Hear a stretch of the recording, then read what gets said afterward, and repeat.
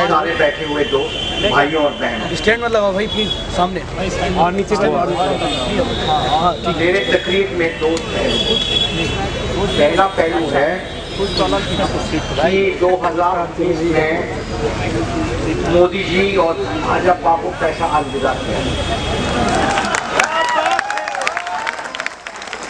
उसमें कल तुरंत आप अपना मकान घर जाकर ये चल गया आउट ऑफ इंटरनेट में देखें कि दिल्ली इलेक्शन लिस्ट में आपका नाम है नहीं है तो तुरंत वो आउट ऑफ आखिरी वक्त में इलेक्शन लिस्ट में नाम नहीं होगा।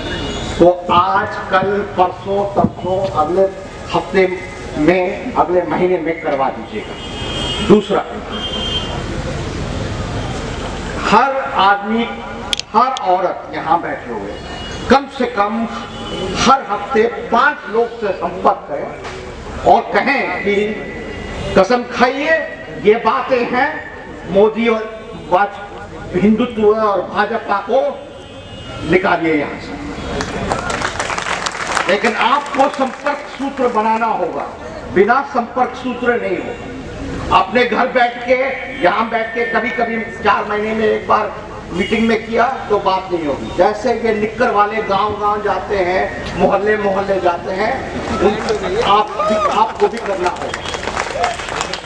ये निक्कर वालों को निकालना बहुत जरूरी है, नहीं तो ये देश को तबाह कर चुके हैं और पूरा ही तोड़ दें। तीसरी बात, मुझे थोड़ा डर भी लगता है कि शायद इलेक्शन ना करें, क्योंकि हाँ मैं बिल्कुल साफ बता रहा हूँ, क्योंकि इनका तो नंबर डब्बा गोल, तो डरते भी हैं। तो आप में से तो बहुत कम लोग थे 77 में, शायद जन्मे होंगे या नहीं मुझे पता नहीं। मैं तो जेल से अंदर बाहर आया इलेक्शन जब अनाउंस हुआ, और हम लोगों ने तय किया कि अगर लास्ट वक्त में इलेक्शन पोस्टपोन होगा तो लाखों लोगों को सड़क पे निकालेंगे। तो इसकी भी तैयारी करें कि अगर ये लोग उल्टा सीधा ईवीएम करें, ईवीएम माने इलेक्ट्रॉनिक वोटिंग मशीन नहीं, भाजपा ने दिखा दिया कि एवरी वोट मोदी है। तो आपको अपना बूथ का हिफाजत करना होगा, क्योंकि पुराने जमाने में जब ईवीएम नहीं होता था, हम तो बिहार की भुक्तभोगी हैं, वैसे रहने वाले दक्षिण के हैं। बिहार में नारा लगता था कि वोट तुम्हारा बूथ हमारा। तो ये नहीं होने दीजिएगा 2019 में। बूथ भी होनी चाहिए आपकी, वोट की होनी चाहिए, ताकत आपकी होनी चाहिए, पूरा मोहल्ला आपके साथ लठ लेके खड़े हो, क्योंकि आप कोई कानून नहीं तोड़ रहे हैं, आप संविधान के हिफाजत कर रहे हैं। वोट की कीमत को समझिए और उसको आप बिल्कुल प्रोटेक्ट करिए। हम तो बुक हो गई हैं बहुत साल से, 42-45 साल हो गए जब से हम स्टूडेंट हैं। हम यही बोल रहे हैं कि ये सरकार जाएगी। रेड लाइट ही लगी है, ग्रीन लाइट तो अभी दिखाई नहीं है। सारे सरकार अभी तक बैठे हैं। कुछ चीजें हमको करना होगा। एक, चाहे कोई भी पॉलिटिकल पार्टी हो, कोई भी पॉलिटिकल तंजीम हो, 4 चीजों को करना होगा अगर खौफ को मिटाना है। एक, सीआरपीसी के सेक्शन 197 का खात्मा। आप में से पता नहीं कितने लोग जानते हैं इसके बारे में कि आपके ऊपर अगर जुल्म हुआ, आपके भाई पुलिस के खिलाफ या सरकारी मुलाजिम के खिलाफ केस नहीं कर सकता है, उसको परमिशन लेना होता है, जज आप कंप्लेंट केस करके मैजिस्ट्रेट की तरफ से उसके ऊपर वारंट नहीं निकाल सकते अगर वो उसको अत्याचार करें, टॉर्चर करें, मारे, कुछ परमिशन लेना पड़ता है।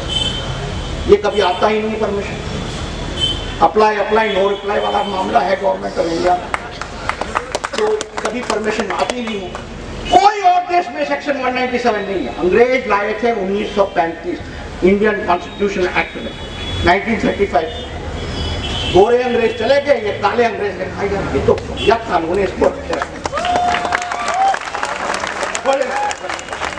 अमेरिका में नहीं है, इंग्लैंड में नहीं है, कनाडा में नहीं है, ऑस्ट्रेलिया में नहीं है, कोई भी इंग्लिश कॉमन लॉ कंट्री में नहीं है।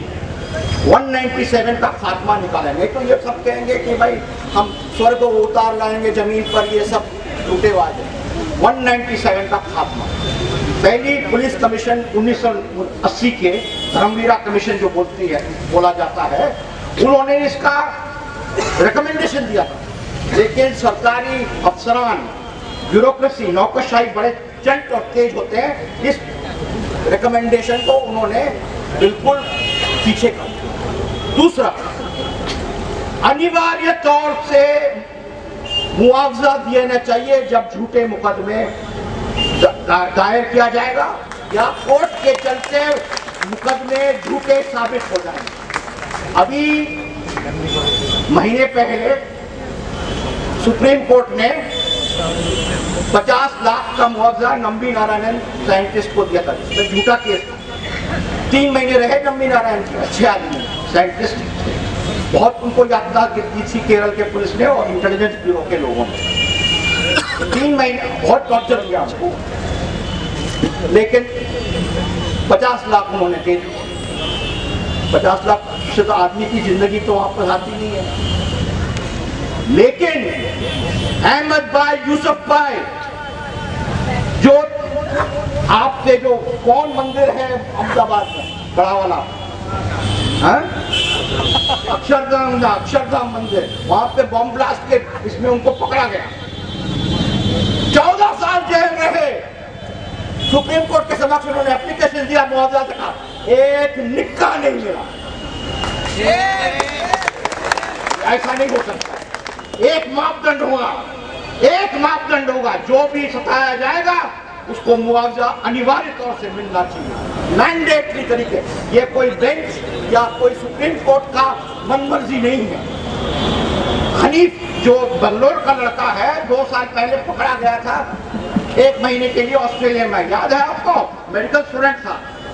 हनीफ को जब छोड़ा गया 1 महीने के बाद, 275 $2,75,000 ऑस्ट्रेलियन डॉलर के मुआवजा उसको दिया गया। और खास तौर से प्राइम मिनिस्टर ने पार्लियामेंट में कहा, we are sorry, we apologise. यहाँ पे कौन सा अपॉलॉजी आ रहा है मोहम्मद भाई, यूसुफ भाई को और उनके साथियों को? तो जितने झूठे मुकदमे यूएपीए के अंदर मुसलमान लड़कों के ऊपर, ट्राइबल लड़कों के ऊपर, आदिवासी लड़कों के ऊपर, दलित लड़कों के ऊपर किया जाता है, 8-8 साल, 10-10 साल, 14-14 साल रखा जाता है, कहता है कि no evidence acquitted, thank you very much, आप चले जाइए घर में, थैंक यू वेरी मच, आप चले जाइए घर में। तो अनिवार्य तौर पर मुआवजा होना चाहिए, जैसे इंग्लैंड में है, अमेरिका में है और सभी सभ्य समाजों में। इसकी लड़ाई नहीं करोगे, और ये जो मुआवजा है सरकारी खजाना से नहीं आना चाहिए। ये सरकारी मुलाजिम, पुलिस कर्मी, आर्मी कर्मी, बीएसएफ, सीआरपीसी के पेंशन और ग्रेच्युटी फंड से कट कर आना चाहिए, नहीं तो नहीं हो। ये तो आप सरकार बदलेंगे, कुर्सियां बदलेंगे, कुछ नहीं होगा। तीसरा, इसको याद रखिए, जो भी फॉल्स केस है उसके बाद अनिवार्य तौर पर जो झूठा मुकदमा करता है उसके ऊपर सरकार की तरफ से केस होना चाहिए। वकील तय करेगा, सरकार नहीं, लेकिन जो दुखी आदमी है, परिवार है, वो तय करेंगे कौन वकील लड़ेगा। सरकार पैसा देगा और उस पुलिसकर्मी या सरकारी मुलाजिम को जेल भेजेगा। रोजाना ट्रायल, कोई डे टू डे ट्रायल होना चाहिए, ये नहीं कि 15 साल ट्रायल चले। ये है चलता है अन्य देशों में। आप गाली दे लेते हो अमेरिका को बहुत सारा, हम भी देते हैं, लेकिन अबू गरीब में जिन लोगों ने यातना और टॉर्चर दिया, उसमें एक ब्रिगेडियर जनरल और 11 लोग 2 और 7 साल के बीच के कैद में है। यहाँ पे पता नहीं एक बंदा पुलिस वाले को दिखा दे, एक सरकारी मुलाजिम को दिखा दें जो जिनको हम लोगों ने जेल भेजा है।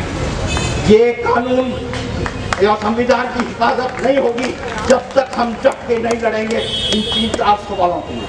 और समय मैं नहीं लेता हूँ, 15 मिनट ही दिया गया है, और भी बहुत कुछ बोलना है लेकिन और किसी वक्त, लेकिन इतना ही मैं अपने बात इसमें कहना चाहता हूँ कि डट के लड़िए, अगला 6 महीने कमर कस के लड़िए। जीना है तो मरना सीखो, कदम कदम पे लड़ना सीखो।